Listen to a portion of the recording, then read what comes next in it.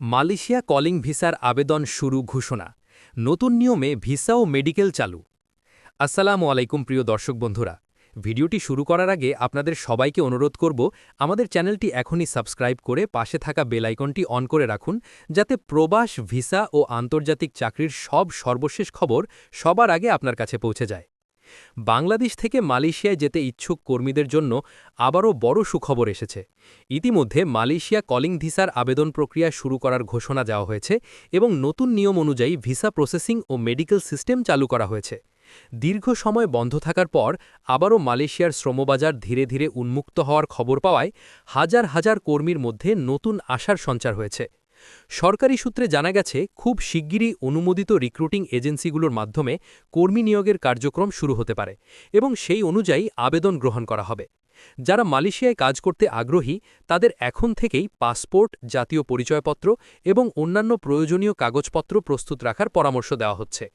নতুন নিয়ম অনুযায়ী কর্মীদের জন্য মেডিকেল পরীক্ষা বাধ্যতামূলক করা হয়েছে এবং নির্ধারিত মেডিকেল সেন্টার থেকেই এই পরীক্ষা সম্পন্ন করতে হবে।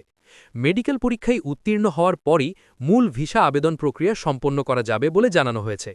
এছাড়াও কর্মী পাঠানোর জন্য যেসব রিক্রুটিং এজেন্সি অনুমোদন পাবে তাদের একটি সরকারি তালিকা প্রকাশ করা হবে এবং সেই তালিকায় থাকা এজেন্সির মাধ্যমেই আবেদন করতে হবে। বিশেষজ্ঞরা বলছেন, অনেক সময় দালাল চক্র ভুয়া তথ্য দিয়ে কর্মীদের কাছ থেকে টাকা নিয়ে প্রতারণা করে, তাই অবশ্যই সরকারি অনুমোদিত এজেন্সির মাধ্যমেই আবেদন করা উচিত। মালয়েশিয়া সাধারণত নির্মাণ, ম্যানুফ্যাকচারিং, প্ল্যান্টেশন এবং সার্ভিস সেক্টরে বাংলাদেশি কর্মীদের চাহিদা বেশি থাকে এবং নতুন এই কলিং ভিসা চালু হলে আবারও অনেক কর্মীর বিদেশ যাওয়ার সুযোগ তৈরি হবে। এদিকে নতুন নিয়ম অনুযায়ী ভিসা আবেদন এবং মেডিকেল প্রক্রিয়া আরও স্বচ্ছ ও নিয়মতান্ত্রিক করার জন্য সংশ্লিষ্ট কর্তৃপক্ষ কাজ করছে বলে জানা গেছে। যারা দীর্ঘদিন ধরে মালয়েশিয়ায় যাওয়ার অপেক্ষায় ছিলেন তাদের জন্য এই ঘোষণা একটি গুরুত্বপূর্ণ খবর হিসেবে দেখা হচ্ছে। তবে এখনও সম্পূর্ণ প্রক্রিয়া শুরু হওয়ার আগে সরকারিভাবে কিছু নির্দেশনা ও এজেন্সির তালিকা প্রকাশ হওয়ার অপেক্ষা রয়েছে।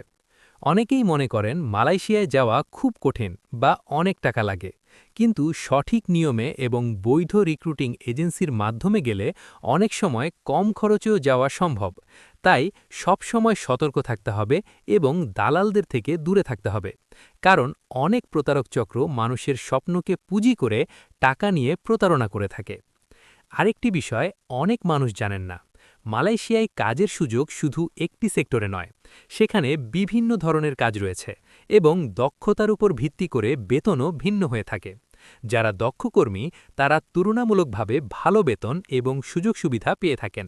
সব মিলিয়ে বলা যায়, মালয়েশিয়ার প্রধানমন্ত্রীর এই চিঠি এবং শ্রমবাজার নিয়ে নতুন আলোচনা প্রবাস যেতে আগ্রহী মানুষের মধ্যে নতুন আশা তৈরি করেছে। এখন সবার নজর থাকবে পরবর্তী সরকারি ঘোষণায় এবং বৈধ এজেন্সির তালিকা প্রকাশের দিকে। তাই কেউ যেন গুজব বা অসম্পূর্ণ তথ্যের উপর ভিত্তি করে কোনো সিদ্ধান্ত না নেয়, সেদিকে বিশেষভাবে সতর্ক থাকতে বলা হয়েছে। পরবর্তী সময়ে এজেন্সির তালিকা, মেডিকেল শুরু হওয়ার নির্দিষ্ট তারিখ এবং আবেদন পদ্ধতি সম্পর্কে বিস্তারিত তথ্য প্রকাশ করা হলে আমরা সেই আপডেটও আপনাদের জানিয়ে দেব। ভিডিওটি ভালো লাগলে অবশ্যই লাইক দিন এবং আপনার বন্ধুদের সাথে শেয়ার করুন, যাতে তারাও এই গুরুত্বপূর্ণ তথ্য জানতে পারে। এ ধরনের প্রবাস, ভিসা এবং আন্তর্জাতিক চাকরির সর্বশেষ খবর সবার আগে পেতে এখনই আমাদের চ্যানেলটি সাবস্ক্রাইব করে পাশে থাকা বেল আইকনটি অন করে রাখুন।